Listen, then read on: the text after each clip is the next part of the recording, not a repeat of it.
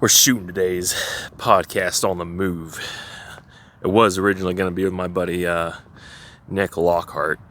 He's a 92S, or formerly a 92S in regiment, and he was not able to make it today, so we're rescheduled next week, or the week after, maybe this week, but that should be coming up momentarily. So we're just gonna shoot from the hip today on, our podcast. The sun's out for a little bit, so I'm freaking getting a little bit of that sun before it starts raining. I want to talk about more of the leadership stuff here. So we're going to talk how my final look went in Ranger School. Let's just set the backstory. If you don't know, I have done 3 Florida phases up to this point. So it was my 3rd Florida phase, and we had just gotten pulled back from the field. There was a hurricane coming through, and they pulled us back from the field. We force marched back one night, stayed about a day. So we lost a day off the FTX, which meant that there was going to be less looks available for people. And I had already had my first look, and so I was waiting for a second look to hopefully get my go here. And it wasn't looking good. First day back in the field was fine. And then that night, we did not get a wink of sleep.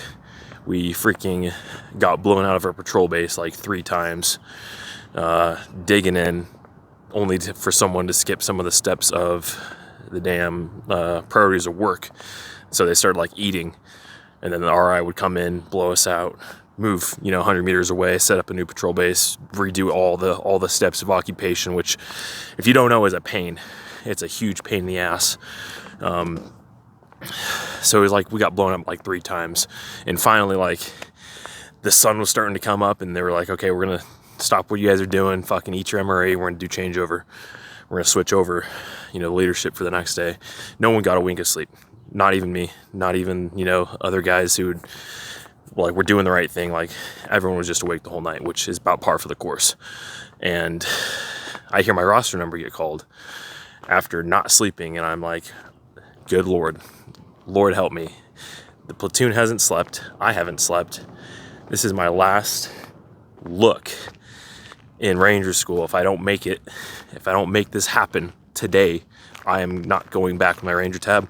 I'm going to get RFS'd, and it's going to be a bad time. So somewhere in the depths of my soul, I mustered up the ability to wake up after not sleeping, and the other squad leaders in the leadership positions that day, luck was on our side, at least. So it was me, it was one of my buddies from 175, actually.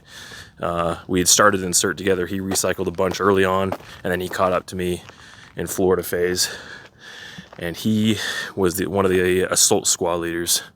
I was security squad leader for this day, and it was him, me, and I think there was one more bat guy, and then our platoon sergeant was an actual platoon sergeant from the big army, which is a big deal because he knew exactly what the fuck was supposed to happen. And then, of course, our PL was this eye bullet kid who hadn't even been to eye bullet. I take it back. So he'd been to West Point. He graduated West Point. And typically, you go to eye bullet, which is the infantry basic officer leader course, before you go to Ranger School, and they sent him instead to Ranger School right away, and he was our PL. And luckily, I'd already done this day before a few times. This was the long walk day, and so I knew the route, I knew where we were going, I knew our general objective area, I knew we were going to take trucks, I knew we were going to get off the trucks, so my job wasn't too hard. And then after that objective, you go and you hit a follow-on, and then you do a freaking long walk to your patrol base that night. So it was going to be a long day, but it was okay, at least I know what this day is, and I've done it before, so this should be pretty easy. So I plotted the routes, pretty simple,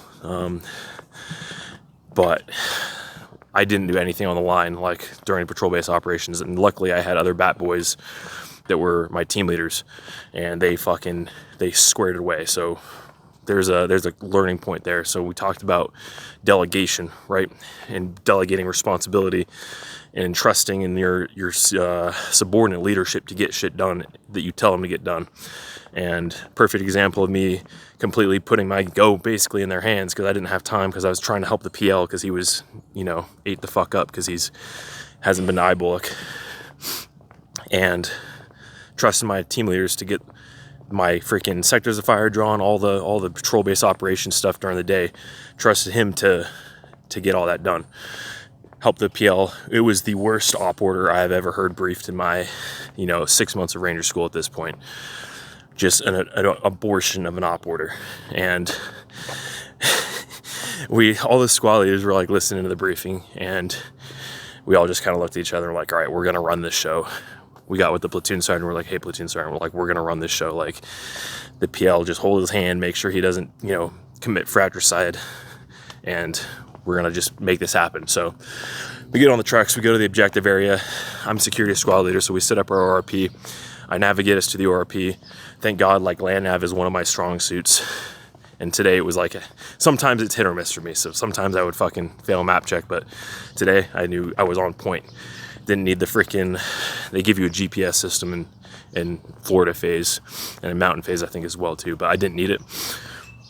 Pinpointed us, got us to the ORP, and then we went out on the leader's recon, and I was setting in my security element, and the position we planned for on the map was not where we should have been. So I called an audible, radioed the PL. Thank God the radios were working. I had my damn embedder antenna all the way up. Told them, hey, we're shifting here. At least my element that I was with. I was like, hey, we're shifting here. We have better observation fields of fire on this intersection of this road. And there's like a water tower.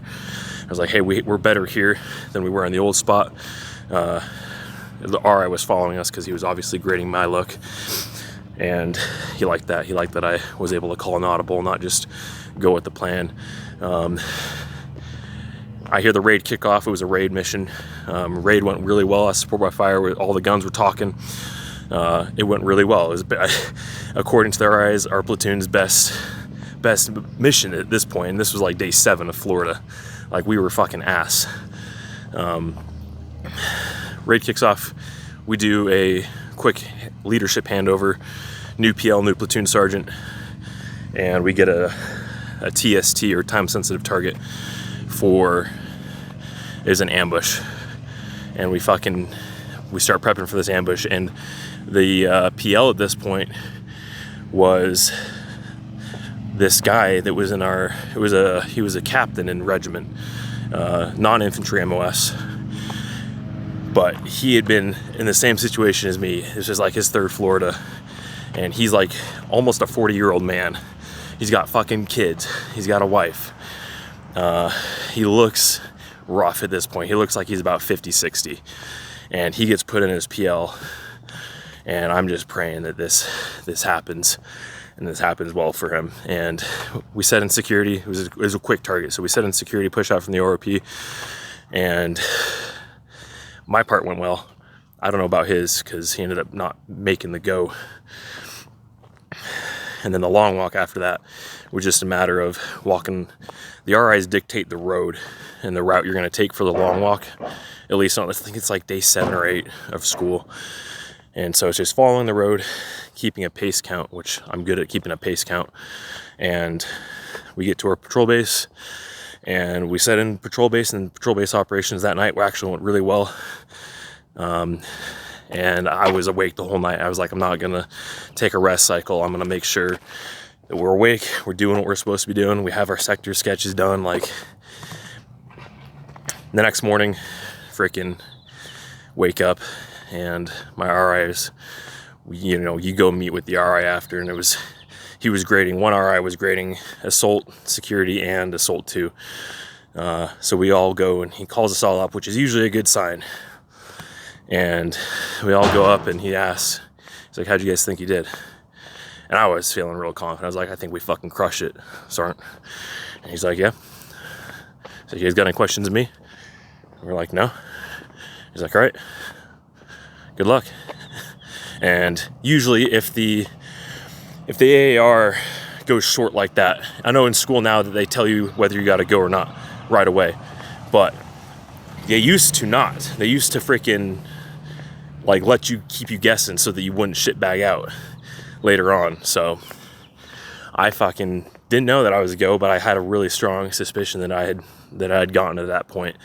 And afterwards, I just fucking crashed. Like I tried to stay awake, but I had been running on that fucking fear and adrenaline high for the past 48 hours or 24 hours, basically, of if this doesn't happen, I am not going to get my tab. And, you know, things aligned to where, you know, I had good subordinate leadership who supported me. I had the other squad leaders. We were all on the same page as far as like, we're going to run this fucking platoon because the PL didn't know what the fuck was going on. And we made it happen. The first PL, he didn't get his go. He got a no-go. And unfortunately, my buddy, his name is Brian. I don't know, I need to hit him up. But Brian, if you're watching this, dude, you're a killer. That same guy, when we were getting blown back to the barracks from the hurricane, he was the RTO that night. This freaking almost 40-year-old dude with one of the heaviest rucksacks. And we were just booking it back together and just, you know, like keeping each other motivated. Like we were in the same squad. We were like bunkmates together in that phase, or at least that, you know, that recycle phase. And I had the sauce, so we were both kind of just like hurting. But he unfortunately didn't get his go, and I don't remember what happened to him after that. I think that they made him fucking leave Ranger School because he'd been there for long enough, and he didn't get his go. So it was sad because he deserved it. Like I can't remember his MOS, but I think he was some legal officer from regimental headquarters, RHC, who was, you know, doing his best to go get his tab because that's the standard. So a couple lessons in there. One, you know, delegation of subordinate leaders and trusting them. Trust but verify. So if you task them with something, you got to make sure that it gets done. So spot checks, you know, give them clear task condition standards. Like, hey, Alpha team leader, I need you to draw the sector sketch. It needs to have right and left limits for every single position. The position needs to be marked with what type of weapon system it is. The claymore needs to be put out to standard. It needs to be marked on the sector sketch.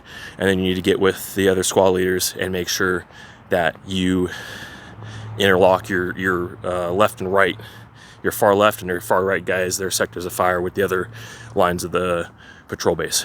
So, and then you'll go check it and make sure it's up to standard. And if not, like, you tell them, hey, fix this, this, and this, and then you'll be good. So delegation. 2, when it comes down to it, when you're on when your balls are on the line, you will be able to draw on energy that you didn't know that you had. And like in the story, how we didn't sleep the whole fucking night, but I was wired like I had drank fucking 5 Red Bulls the whole day, because I knew this was it. This was the last chance. And, you know, I had nothing left to lose at this point. It's like, all right, I'm either gonna fucking die trying to get my go here, or I'm gonna get my go. It's one of the two is gonna happen. And lastly, the last really big takeaway from this is, you know, the classic adage that we've talked about many times on this channel of don't quit. It would have been very easy for me to just, you know, when I heard my roster number called, to just be like, fuck, and just not giving any effort and not even try, and just accepted my fate, because, you know, the odds were not looking good for us at that point. As far as we didn't sleep, our PL was garbage, but we still have a choice. And my choice was, we're gonna fucking do it. We're gonna make it happen. So that's it for today. Little on the move podcast, maybe a little bit more, you know, leadership kind of talk. Hopefully you learned something. Hopefully that kind of gave you a better idea of my Ranger School experience, but more stories to come. And we will catch you all this Friday. Need to do another lethality video, but till next time, boys, take care.